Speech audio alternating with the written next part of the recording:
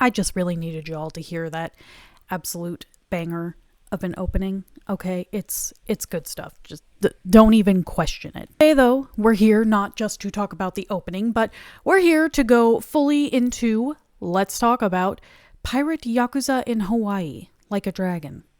Like a Dragon technically comes first. You know, it's the overarching series titles. If you know, you know. But anyway, this video, I'm going to put up when I'm going to talk about any potential spoilers or anything. But for the very first part of this review, as always, I don't want to talk about any spoilers just in case, you know, you just want to get an idea of if you would like the game, but you're interested in checking it out on your own so that way you don't get any spoilers. So let's just jump right into this review from this. So the game starts out, I think most people, if you were following this game, you know, but game starts out as you are Goro, but you end up washed up on a beach and dude has amnesia. So, you know, that's always fun. So what ends up happening? A kid saves you. You just beat up some people because they're trying to pick on the kid. And you're like, you know what? That's not cool. We don't do that here. We're not gonna exist like, he may be former Yakuza, but he, you know, he's got morals. He's a good guy deep down. You just don't question it. Besides, I can't remember anything anyway. So story goes from there of Goro obviously would like to get his memories back. So obviously, you know, everybody cares about the story. But the other big thing with games, of course, is how is this gameplay going? And yeah, the gameplay in this game, it's like any other game by this studio. It is really fun. They definitely always flesh out a lot of it. Now, this game does work if you are someone who was actually like me, and I only started playing, my first Yakuza game was Yakuza Like a Dragon. So it's more like the RPG turn-based. This game takes in the fighting style of the original Yakuza games, where it goes into like the fight sequence the same, but it's more like a, I guess you kind of call it like a beat 'em up style. You know, it's a free-for-all. You're just all wailing on each other. You have your special moves. And you have, in this game, you have two forms. You have Swashbuckler and you have Mad Dog, which is obviously Swashbuckler is the pirate form. Mad Dog is, he's just in his normal fighting Yakuza. Now, at first, I tended to use Mad Dog style more. So I had a lot of experience with that one, so we'll go over that one first. You're special because, of course, you have a gauge that fills up, your heat gauge, where you can do, you know, more heavy-hitting attacks. You get that kind of stuff. And then you also have another, like, special meter gauge. I can't remember exactly what it's called. I'm sorry. But you have that, and when that gets full, when you are in Mad Dog style, you unleash all of your Majima clones that he has had this ability in previous games, so it's not like a new thing. You can upgrade it that you get more of the clones, so, you know, that's how that works. The Mad Dog style is meant to be more for a, like, one-on-one, but I noticed myself just kind of using either Mad Dog or Swashbuckler, mostly because in like certain parts of the games, you're starting out automatically in like Mad Dog form or Swashbuckler form. And I just kind of found myself just sticking with whatever was the form. Don't mind the heater turning on in the background. Whatever was the form that they automatically started me with. So I mean, yeah, I definitely see how the fighting styles, you know, especially Swashbuckler, definitely works more for clearing out big groups of people. But, I mean, you can use Mad Dog. Like, they can work both in either scenario. But that's the basics of Mad Dog. You attack mostly with your little switchblade knife thing. Now, Swashbuckler, there is a lot more into that one. So with Swashbuckler, it actually takes a little more into the game. You don't just automatically get that big special, such as getting the clones. You actually have to first do what is it. They put it in the main story just so that way you have it and you're aware of it. But then all of that turns into a really big side quest, which we'll kind of get into all the side quests and stuff later. But with that one, what it is, so I will say slight kind of spoiler, but I'm not really going to go into specifics over anything. You do have what are these 4 dark instruments that like do these big summons, and there are 4 of them. Obviously, one of them I used a lot in particular, but I will talk about that one more later in the specifics and everything, because it's not the first one you get. But yeah, that's what that is. Swashbuckler also has some advantages in that when you are guarding in Mad Dog, your backside is still open to attacks and everything. But when you're in Swashbuckler's form, you have 2 swords. So when you guard, you actually do guard front and back, which is part of why Swashbuckler is definitely arguably a lot more useful in the big crowds, because you can protect yourself a lot easier because you actually do guard both front and back. So just something to keep in mind. You do also end up getting a pistol in that mode for ranged attacks, and later on also you get a hook shot, which can be used in battle but then is also used like around the map and everything to find treasures, because of course with it being a pirate game you are finding treasures. Some of them are in the maps where you're walking around, and others of them are on the high seas, and you must sail to these treasure islands. And it is very fun collecting the treasures, let me tell you that. Yeah, like the hook shot is meant for if you're far away from someone, because when enemies have the guns, they tend to try to run away from you to hit you, or just sometimes if it's a big crowd, you got the enemies scattered everywhere, so you need to quickly get over there. That's where the hook shot is mostly useful. But those are the basics of those. Of course, like any other game by Ryu Studios, it like all the fighting works very well, works smooth. It's very enjoyable to do when you have team members with you, because there are times where you have your crew with you, which is when you're doing a treasure island, you actually can take a party with you, just so that way you're not alone. And they do level up, of course, and you can do special moves like with them, like you can do heat actions and everything. So, you know, that's just always good to note. Now, moving on to some of the, because there was a lot with the fighting, I'm not going to go over walking around, obviously. Who does that?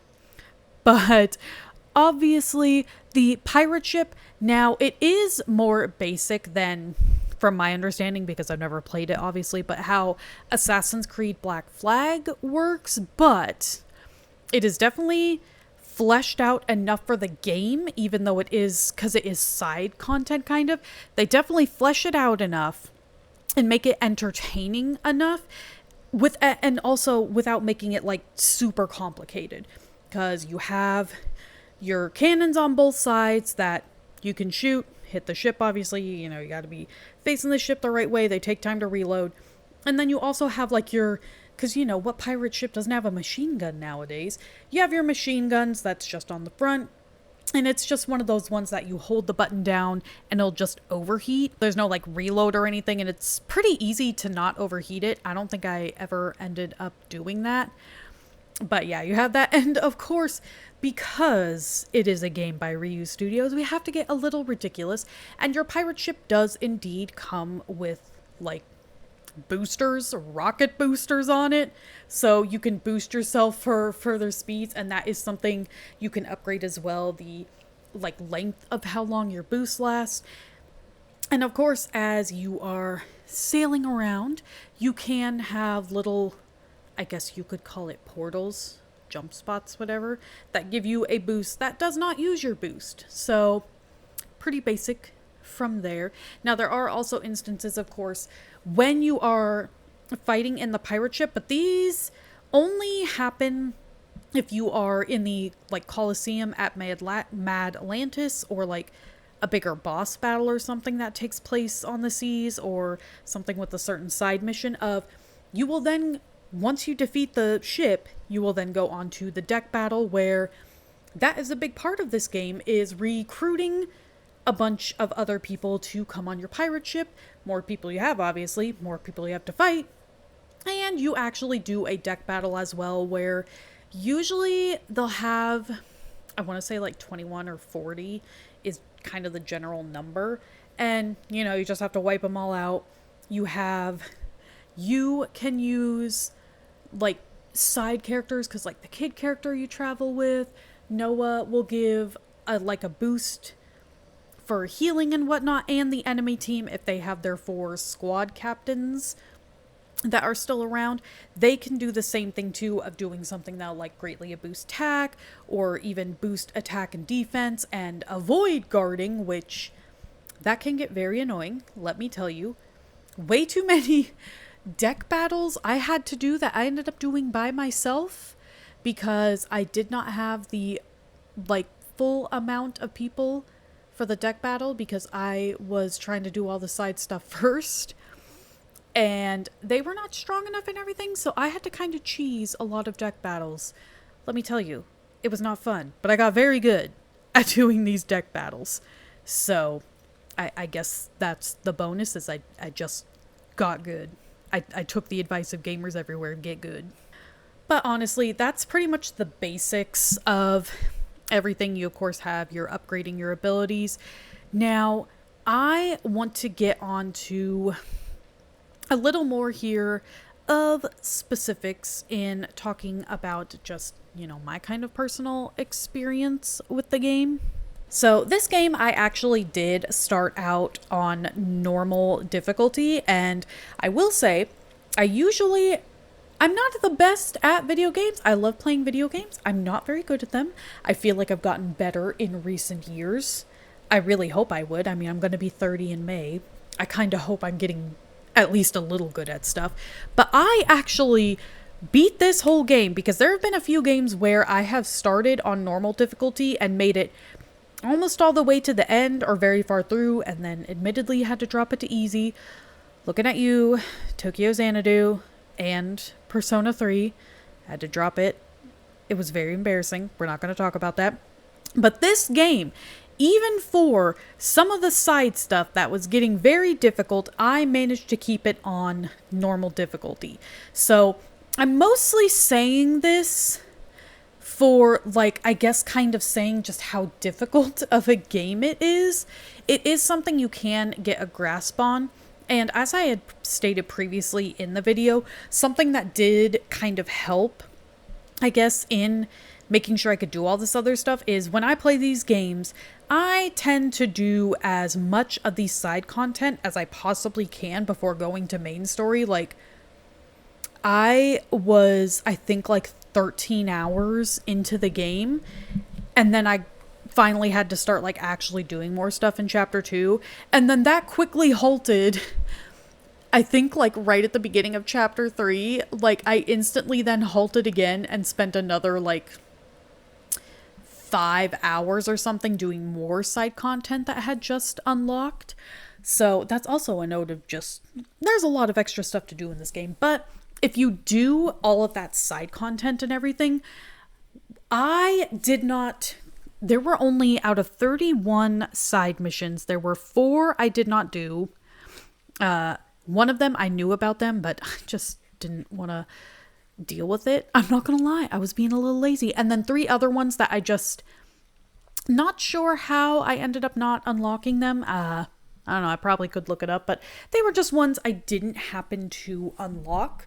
So I only was missing 4 of those missions, and the only treasures I was missing were ones that were around Mad Atlantis and Honolulu. I got all the treasure that was on the seas. I did the whole like extra side quest thing that was the dark instruments, and like I said, got all of the side missions almost, and I was almost able to fully upgrade. I fully upgraded my pirate ship, and I almost had Majima fully upgraded. There was, I think, 3 more health grade upgrades I could have done, and then like 4 or 5 more attack upgrades. Wait, flop that. It was 3 more attack upgrades I could do, and then 4 or 5 more health upgrades.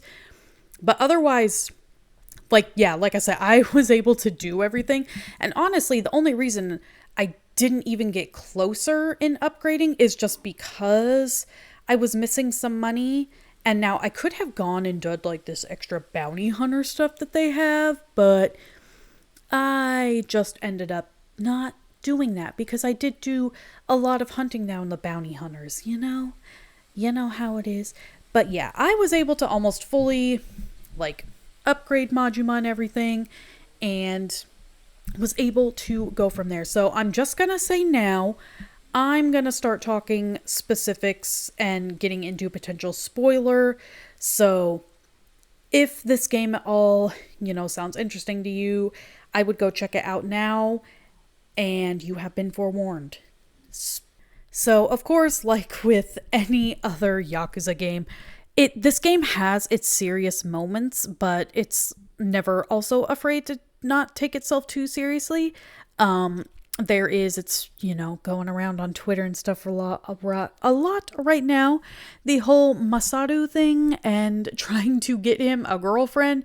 They recorded like entire live action sequences for the dates, and it was interesting. It was a fun time. It was very odd. I mean, you start the whole opening even with, at the end of chapter 1, you have a whole musical number at the very end of the game, when Majima's trying to convince Ichi, like, hey, no, this story really happened. And he's like, oh, well, I bet you if you met the girls, then you would believe it. And like, Ichi's like, well, yeah, I guess I would. And Majima's like, well, they're right behind you. And they literally go into like a casting call dance number.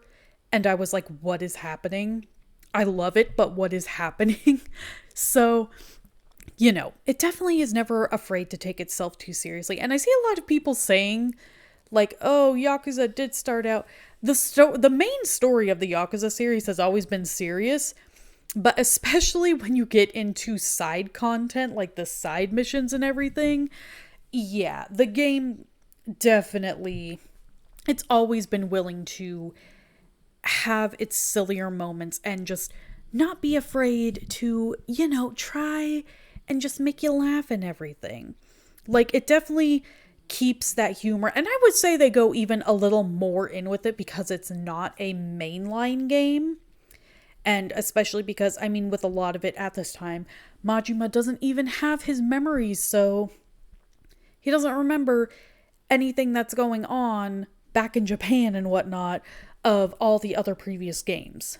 So why would it be as serious? Yeah, of course this game is also one, if you do want to just focus more on the serious stuff, for the most part you can avoid the kind of silly stuff. Like I said, maybe the ending casting call dance and the beginning opening, not so much, but you of course don't have to do any of the side stuff. Of course, like any other RPG, I wouldn't even consider this open world really, but I guess kind of like open world RPG, doing the side missions, doing all the extra stuff is of course extremely highly encouraged, such as for instance the Dark Instruments. I did manage to get all 4. I didn't think I was going to do it, but personally my most used one was the second one you get of the ocarina with the jellyfish, because it's an AoE, gets all the enemies. And not only does it stun the enemies, but it actually heals you. And it took me a while after using it to realize, I was like, wait, hold on, is this healing me? And I thought, oh, maybe it was a conditional. No, it does heal you. So honestly, if anything with the Dark Instruments, even if you just get that second one and you don't bother getting the last 2, make sure you get the ocarina, okay? That's my pro gamer tip. I use that one so much. It is so helpful. Like, just do yourself a favor and get that one. But anyway, honestly, I am going to very highly recommend this game. I really loved it. I really enjoyed my time with it. it even scratched, that pirate itch. I feel like it's scratched that pirate itch for people who want that kind of game, and maybe they've just finished playing Assassin's Creed Black Flag and they're just, wanting to play something different or whatever. Obviously it's not on the level in complexity of the like whatever pirate systems and ships and everything as Assassin's Creed Black Flag, but it's one hell of a good time. I really enjoyed this game. Majima is a great, literally anybody who's been a fan of Yakuza, we've been wanting ever since, even like after I played that Like a Dragon game and got to know Majima's character, because now of course I've gone back and I've played Yakuza 1 and 2 and I've almost beat 3. Like, yeah, I want a Majima game. We all wanted it, and then when it finally got announced, now all's what we need, Ryu Studios, if you're listening. What, Judgment 3 when? Judgment 3 when, please. I need more from that series too. Please. Judgment 3 when? Just announce it. Just say you're working on it. That's all I need to know, is it exists. I don't even need a release date. Just tell me it exists and it'll come eventually.